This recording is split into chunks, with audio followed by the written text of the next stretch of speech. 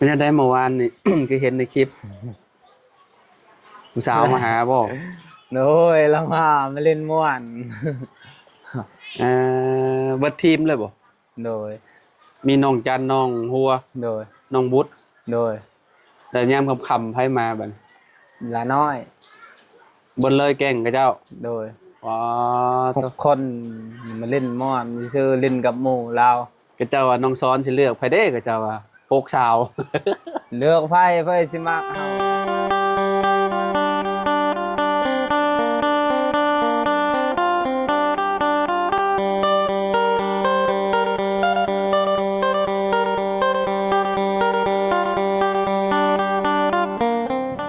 เอามาพบมาพอกันอยู่ปีเดอร์บานพี่น้อยเนาะ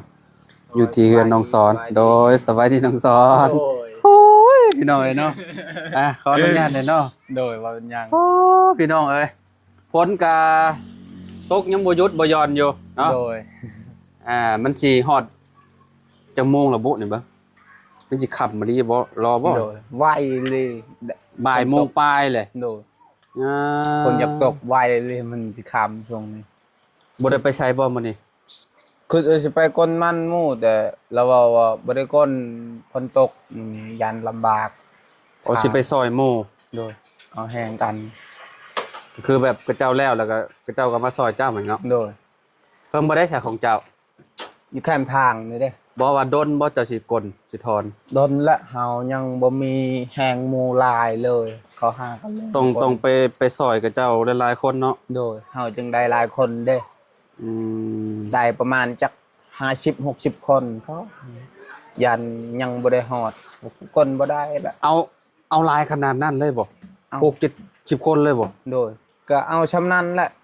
สิไหว้นั่นได้ขึ้นมันบ่แม่นเครื่องยอกมือนึงให้มันแล้วเลยมันขึ้นรถได้แสดงว่าเจ้าก็ต้องไปเป็นเดือนพุ่นแหละ2 เดือนพุ่นแหละคะแนนอยากได้60คนโดยแบบสมมุติว่าบางเทื่อก็พอเฮาแน่ไปดีเฮือนนึงได้3คนแล้วเฮือนตัวนั้นอีกได้3คนก็10หลังคาเฮือนอยู่เฮากว่า10หลังคาเฮือนก็เฮ็ดมันเจ้าเบิ่งสมมุติว่าเจ้าไปกับพ่อเจ้าก็ต้องบัดกับเจ้ามากับเจ้าก็ต้องมา2คนเนาะโดยไป4มื้อก็ได้มาโอ้ก็ถือว่าโอเคนะเนาะคะแนนเฮาไปเฮาดุไปนะพี่น้อยแปลว่าเฮาบ่ต้องจ้างเนาะเฮาบ่ต้องจ้างเพิ่นเฮาจ้างบ่มีดอกมือละแสน5พุ่นคันผู้ก่นหนักกว่าหนักกว่าได้ก่นได้คันขึ้นบ่ได้หนักมือเนาะถอนนี่ต้องใส่แบบเพลงนะพี่น้อยเนาะใส่ไม่งัดไม่หยังหั่นน่ะเนาะแปลว่ามันก็สิจ้างแพงหั่นน่ะเนาะคันว่าวันละ150,000ก็สมมุติว่าเจ้าเอาหลายๆคนเจ้าก็เบิดหลายล้านเลยเด้เนาะมันเจ้าสิคุ้มบ่บัดนี้คุ้มใส่โลละพันบ่ฮอดใช้ซ้ำเลยคันจ้างเขาหมดเลยแหละแม่นหั่นแหละโล1,000 เอสบ่นั่นนี่1,000 เอสสิฮอดใช้เนาะทั้งกินแน่ทั้งจ้างรถแน่จ้างรถก็เที่ยวนึง300,000พุ่นเอาไปเอามารถเจ้าของรถจะสิกินหยังติโดยคันผู้อื่นเขาไล่เป็นนี่ก็เขาไล่เป็นต้นละแสนแต่เราซอยกันเด้สูตรเราใส่รถเรา4ต้นปลายเด้แล้วก็เอา300,000ชุมเจ้าไปขายอยู่หม่องใดนี่นะถึงเทิงนี่บ้านนี่ยังเบิ่งทางตอนฮอดสกีเด้บอนฮอดซิสกีนี่อ๋ออยู่ในหม่องหันร้านในหม่องหันเนาะโดยพี่น้อยเนาะไกลสิฮอดหั่นทางเคยลามาแต่เช้าพ่อบ่สบายดีเด้อ11 โมงจ้ะเป็นอะไรเรื่องเสาเช้าก็ถ่ายเจ้าอยู่ดีนะอ๋อโอเคเดี๋ยวสิเอาเบอร์ให้แป๊บนึงเนาะบ่มีเบอร์จ้ะเมื่อคืนนี่ก็จะลืมเนาะคิดเข้าแล้วพัดลืมแล้วก็จบเลยพี่น้อยเขาแล้วว่าแต่งยูทูบเฮ้ยโอ้ยเนาะมันยักษ์ซะนี่กาแฟให้ซุ่มให้กินซุ่มแล้วน้ำต้มแล้วน้ำฮ้อนโอ้ครับพี่น้องเนาะกินแล้วไม่เคยบ่เคยละแต่ว่าคอยกินบ่ได้กาแฟค่ะโดยบ่เป็นแนวแม่นกินเลยมันแบบตาค้างใจสั่นนี่ก็ใจสั่นเลยคนก็บ่ได้กินแต่เฮิงอะไรกาแฟนี่ล่ะเสียงก็เริ่มกลับมาติดเข้าแล้วบัดมาดีแล้วจ้ะถอนต้นฝนตกนี่แบบขี้ดินติดขนาดแล้วมันเนาะกับซองมาเฮายังแก่สลดจากอีก แบบทางแบบคือมื้อนั้นของแกนะมันลื่นมันยากเขาเลยบ่ให้ก้นแล้วว่าลำบากแม่นเห็นก้นคนเศร้าตกอิหยังมันจึงบ่ได้ลำบากหมู่บ่ได้เปียกบ่ได้ย่างกินข้าวแหละน่ากินแน่เวลาเฮานั่งกินข้าวแบบมันบ่จักเสือเปียกบ่จักบ่ชังเนาะโดยมุนมัดพี่น้องโดยเผลอๆก็มียุงมีหยังกัดเดี๋ยวบ่มีบอลบังบ่นี่น่ะบอลบังเลยแบบนี้เด้กินอาจารย์รถปีนท่องอยู่เนี่ยเห็นบ้านเกงจองเห็นใช้เป็นปีนท่องแต่กลางคืนอยู่เลยเช้าเลยเนาะยันตอนกลางคืนมืดเลยเขาเพราะว่าโยนมองหันมันเป็นทางแบบมันเนินขึ้นพอดีเลยยันเพิ่นหลบรถนะมื้อนั้นมานี่ยันแล้วก็ไปลงเลยแซงกันแม่นเป็นโค้งเลยแม่นเพิ่นแซงกันแล้วยันปีนท้องเลยอยู่หั่นน่ะพี่น้อยเนาะข่อยกายมาเขาป๊อดตกเขาว่าอันตรายเรื่องรถกลางคืนน่ะเวลากระเจ้าแซงกันเฮาขี่รถน้อยนี่เฮาเสียวขนาดใดไปลี่ก็ได้ก่อยลงต้นทางเลยก่อยดิอันตรายพี่น้อยเนาะเจ้าเฮ็ดคือบ่มีหัวจิตหัวใจเลยนะจะแซงกันน่ะแม่นว่านี่เมื่อเจ้าก็อยู่ในหัวครัวน้อยๆนึงในสะพานก็โอ้ก็นั่นแล้วข่อยจนหลบออกข้างทางไงที่ว่าแบบปากันแซงกันพี่น้องมองครัวแล้วว่าจนสิบ่วิดกันรถเวียดนี่คือแบบก็เจ้าแซงแบบเป็นตะตายนี่ได้พี่น้องเอ้ยเข็นคนมาแต่แข้งมาเขาบ่กล้าคือกันเขาเห็นรถนั้นเขามาเที่ยวนี่คันเขาเห็นแล้วเขาหยุดอีเลยโอ้อ้ายขี่รถจักรนี่อ้ายลงข้างทางตลอดนะกูไปเลยอันนั้นก็ได้ป๊อหัวหมุนไว้ปุ้ยพี่น้องเอ้ยหัวหมุนได้รถเด้เนาะโอ้ฝนตกมันลื่นดีเด้หนทางมันลื่นดีแล้วมองกระเจ้ากำลังซ่อมแซมหนทางตอนนี้ขึ้นไปฮอดพุ่นแล้วบ้านเก่งแปรเลยเด้ฮอดบ้านเก่งแปรแล้วฮอดบ้านน้องปูนาฮอดบ้านน้องปูนาตอนนี้พี่น้องเอ้ยเนาะบ้านเก่งหลวงเก่งแปรเก่งหลวงเนาะก็คือน่าสิยิงฮอดเซโปนพุ่นแหละเขาคิดว่าเนาะแม่นก็กดเซโปนถูกกดเซโปนนะก็ดีคือกันเนาะเพราะว่าทางมันแบบมันลุกเด้เซโปนก็สิฮอดนี่ฮอดเลยบ้านห้วยแจ้งขึ้นไปนี่นั่นแหละบ่ห้วยแจ้งก็ประมาณ100,000ก็ดีคือกันโอ้ถือว่าไกลเติบมันยากๆเพราะว่ามันสบายมันเข้าแป้งมันจึงสบายแน่ไปบ่ได้ลำบากปานใดเวลาแล่นกลางคืนน่ะเวลาเฮาหลบรถกับเจ้าน่ะเวลาเฮาลงหม่องคลองมันน่ะบ่โตอันตรายพี่น้องเอ้ยรถจักรนี่ล่มย้อนบ่ายโมงแล้วจันแม่นค่ำแล้วค่ำไว้ฝนตกรถโอ้ยจักสิไปทางใดพี่น้องเอ้ยเนาะโดยแล่นมาพี่ฮอดเฮือนน้องซ้อนกึบบาดเนาะแรกเข้าไปเฮือนน้องวัวแล้วว่าออกมาจนสิบ่ได้มันลื่นทางมันเมินเด้โดยขี้ต้มพี่น้องเอ้ยมีแต่ขี้ต้มมันละแม่นลำบากเกินเนาะตกคือกันอยู่พุ่นบ่ฮะอยู่พุ่นตกคือกันบ่ไม่เมืองผ้าทางเดียวกันตกคือกันคือว่าบ่ได้ตกแต่ข้างตกนี่ข่อยมานี่ข่อยเอามาแต่ห้องข่อยเปียกเบิดนี่เสื้อนี่แล้วนี่เปียกเบิดนี่ฮะก็ยังซุ่มอยู่ยังบ่ได้แห้งเลยพี่น้องเอ้ยเนาะใครแน่แต่มันบ่ล้มถ้ามันล้มนี่บ่หนาวบ่ได้ว้าวนี่โดยคิดว่าได้ค่อยไปเบาไล่เมื่อแล้วบ่โดยเบาไล่เมื่อได้จ้ะค่อยไปค่อยเมื่อทางฝนตกลำบากขี่รถแม่ดีที่ใส่หมวกนกบ่ได้ใส่หมวกนกเจ็บตาแดงกำเลยตาปิดก็บ่ได้ยามกลางคืนแล่นมันบ่เห็นหุ่งกลางคืนบ่เห็นแหละมีแต่กลางเว้นนี่แหละสิเห็นหุ่งแต่ถ้าปิดก็บ่เห็นหุ่งพี่น้องเนาะแล้วก็เวลาสมมุติว่าฝนบ่ตกนี่เวลารถใหญ่ผ่านเฮามานี่ขี้ฝุ่นนะโดยเวลามันผ่านเฮาแล้วแบบขี้ฝุ่นเข้าตาตาตอนเช้าน่ะตื่นมาตาแดงเบิดโดยเวลาเฮามาอาบน้ำมันยังมาเบิ่งก็พี่น้องเอ้ยให้กับคนแบบตานี่คือแบบเส้นเลือดนี่แถวนี้นะแดงขึ่งแดงกำเนาะแม่นอันตรายแบบเฮาขี่รถจักรเลยครับเปิดหมวกกันน็อกบางทีที่จริงน่ะต้องใส่แว่นตาแว่นตาสีขาวเนาะก็คือเนาะมันจังกันได้แน่พี่น้องเอ้ยเพิ่นได้เมื่อวานนี่ คือเห็นในคลิปผู้สาวมาหาบ่โน้ยแล้วมาเล่นม่วนเบิดทีมเลยบ่โดยมีน้องจันน้องหัวโดยน้องบุตรโดย แต่ยามค่ำๆไผมาบัด ละน้อย เบิ่นเลยแกล้งกับเจ้า โดย อ๋อ 6 คนมาเล่นม่อนซื้อเล่นกับหมู่เรา กับเจ้าว่าน้องซ้อนสิเลือกไผเด้กับเจ้าว่าโปกสาว เลือกไผสิมักเฮา ฮะ เล่นม่วนซื้อไผสิมักเฮา แม่นบ่เจ้าว่ามีคนแหน่ปลื้มอยู่บ่จ๊ะ ขี้ลาย แหน่ ขี้ ปลื้ม ลาย เจ้านะ ขี้ลายขี้ลายไผสิมัก อ้ายไปถามแล้วไปถามน้องจัน ถาม มาแล้ว ได้ เขาว่าน้องซ้อนสเปคเจ้าอยู่บ่ครับว่า น้องจันว่าไปเบิ่งรถในคลิปค่อยว่า เราตอบว่า แม่นเราว่า เฮ้ยเว้าซื้อไผสิมัก หืม ไผสิมักเฮา หมู่ยิงนั่นก็เจ้ามักคนดุได้ คนดุคนขยัน โอ้ยบางคนก็บ่มักแล้ว โอ้ย ไผสิมัก แต่ข่อยเป็นหมู่ยิงน่ะข่อยบ่เอาคนหล่อข่อยเอาคนแบบดุขยันแหละทำมาหากินเลี้ยงครอบครัวได้ ขี้ลาย เอาสมมุติว่าหล่อบ่เฮ็ดหยังหมู่ยิงก็เจ้าก็บ่เอาแหละ รอบ่เฮ็ดหยังเขาก็เอาแหละ แหม สเปคเขา ฮะ สเปคเขาฉันเอาสเปคเขาได้ขี้ลายขี้ลาย เอาเคยล่าเจ้าว่าน้องซ้อนขี้ร้ายบ่ ก็ หืม ก็บอกกี่ไร่ก็ปกติแล้ว ไปวัดไปว่าได้เนาะเออ มันลูกทิพย์นะ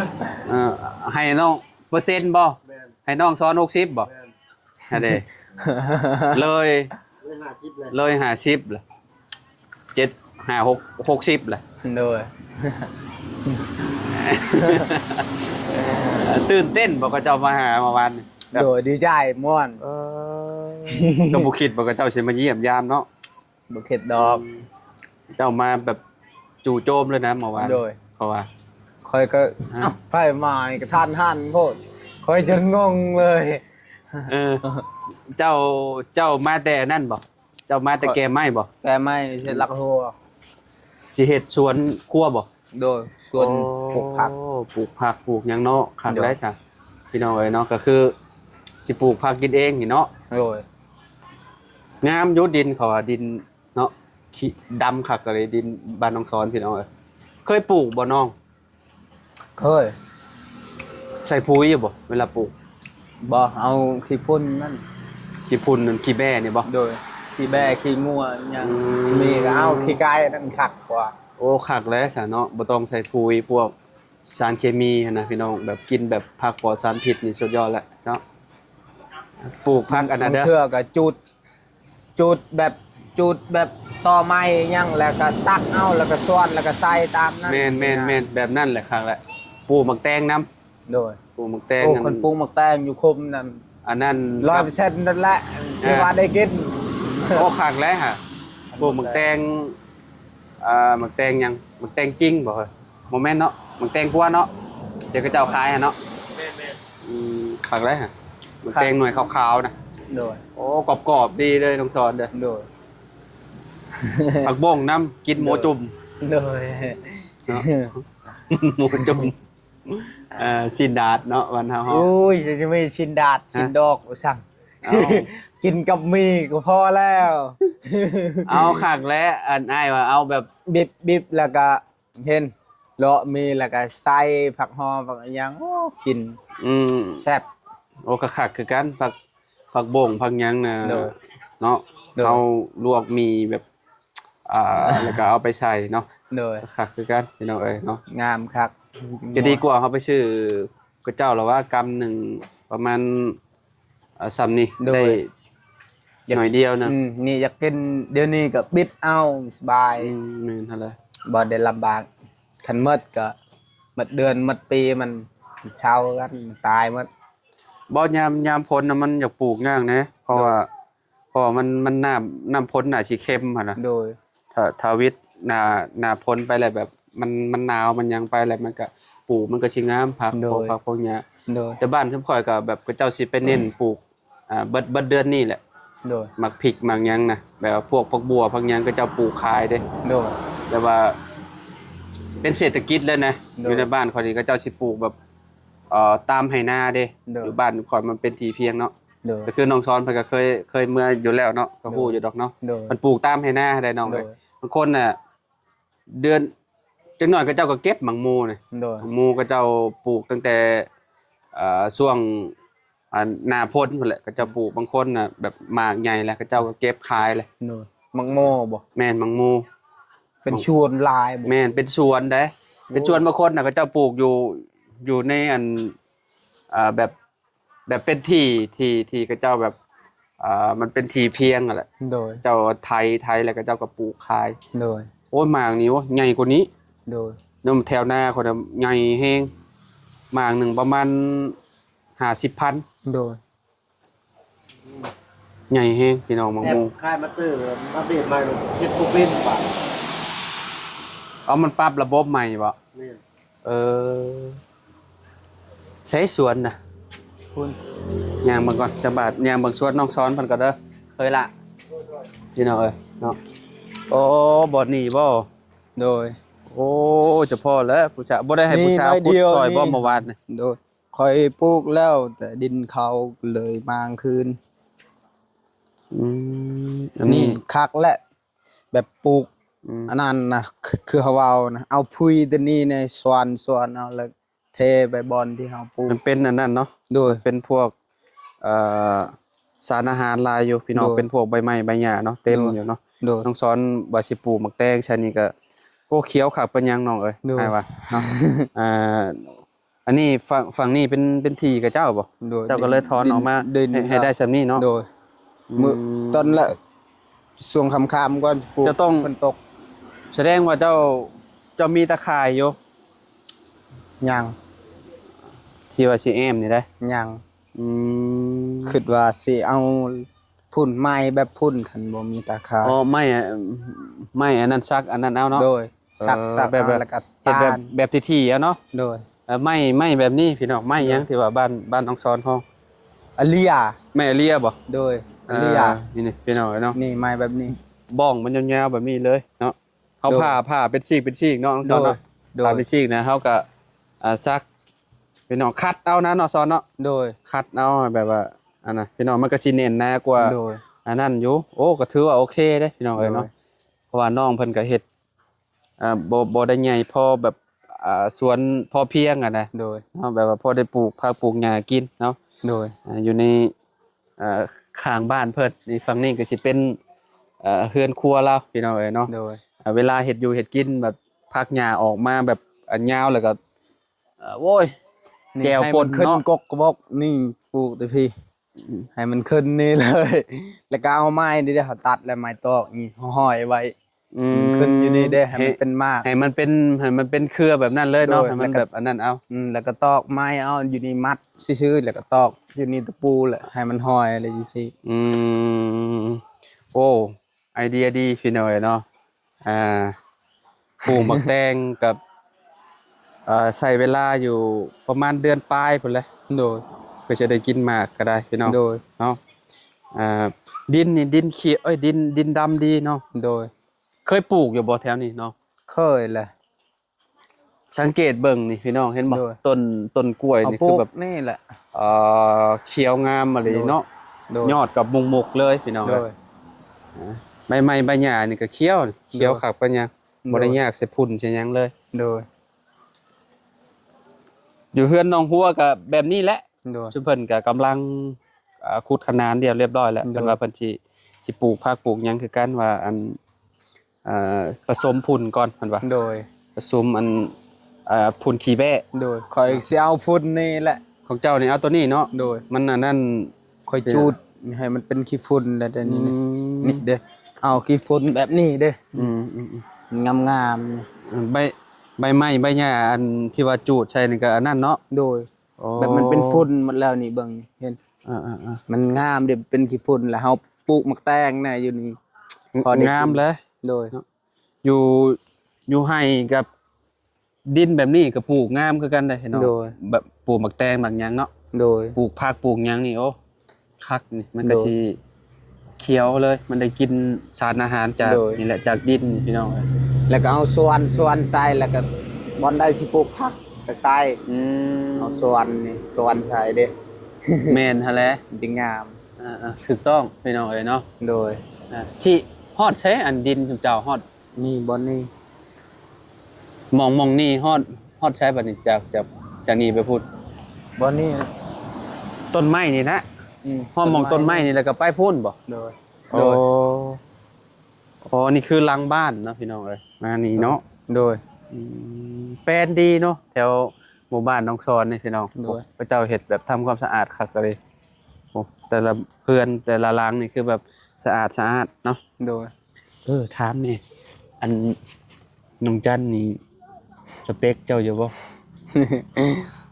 สมมุติว่าได้เป็นแฟนกันแบบเอาให้6คนซะเอาเนี่ยอยู่ใน6คนนี่เอามีน้องหลาน้องน้ำน้อง จากแรกค่อยก็คิดบ่ได้ อันเบิ่งเอาน้องจันก่อนเนาะน้องจันน้องหัวน้องบุตรน้องเพ็ญน้องหลาน้อยน้องน้ำเอา6 สาวเด้เมื่อวานนี่มาหาเจ้า โดยงาม ใน ห ส มัด เปคเจ้าจำแบบมักคนแบบใด มักหมัดและงามห โม มัด เมนต์ให้เลือกคนใดคนหนึ่ง เลือกบ่ได้สำคัญหมัด สำคัญหมัดว่ะ ก็คือสมมุติว่าได้คบกันนี่แบบไผก็ได้นะนี่เนาะ โดย เราเบิ่งคลิปอยู่เด้อ มีแต่เขาบ่มักเฮา นี่บ่ อ่ะ น้องจันเราเบิ่งคลิปอยู่เด้อ โดย มักหมัดแรกข่อยไผสิมักโอ้ยหยังก็บ่มีว่ะ มันยังก็บ่มี โดยคิดว่าเป็นหมู่กันซื่อๆดีใจแล้ว เออ บ่ได้คิดหยังดอกโดยเป็นหมู่กันซื่อๆก็บุญหัวลายแล้วเนาะได้เป็นหมู่กับคนดี อ่า